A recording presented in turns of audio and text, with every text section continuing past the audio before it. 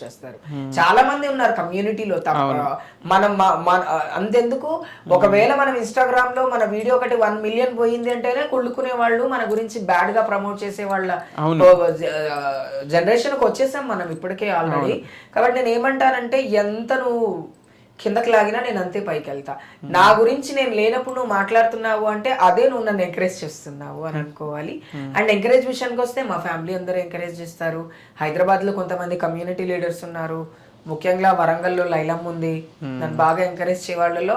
మొత్తం తెలంగాణలో లైలమ్మ, మొత్తం ఇండియాలో లక్ష్మీనారాయణ త్రిపాఠి, హైదరాబాద్ లో చూసుకుంటే నగ్మమ్మ. వీళ్ళు ముగ్గురు 3 పిల్లర్స్ నాకు, 3 పిల్లర్స్ ఇన్ మై లైఫ్ కమ్యూనిటీలో. కమ్యూనిటీ తర్వాత ఇంకెవరన్నా బాగా ఎంకరేజ్ చేస్తారంటే మా ఆయన. ఆబ్వియస్ గా he loves me a lot and he encourages me lot.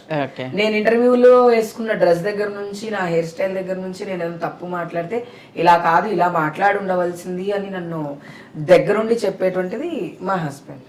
So me happy ఈ అన్నయ్య గారి గురించి మాట్లాడారు కాబట్టి మీ లవ్ ఎలా స్టార్ట్ అయింది, మీ లవ్ జర్నీ గురించి ఏం లేదు.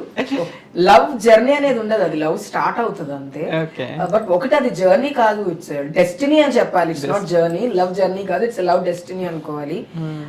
చాలా తక్కువ చెప్తాను నేను. మా ఆయన అంటే నాకు చాలా ఇష్టం. నాకు ఎంత ఇష్టమో నాకంటే ఆయనకు 100 రెట్లు నేనంటే అంతే ఇష్టం. అందుకని మేము చాలా సంతోషంగా ఉన్నాము. అండ్ ఇట్లాగే ఉండాలి అనుకుంటాం ఎప్పుడు. ఎందుకంటే ఒక మనిషికి ఒక తోడు కావాలి ఖచ్చితంగా. నాకు ఆ తోడ భగవంతుడు ఇచ్చినందుకు నేను చాలా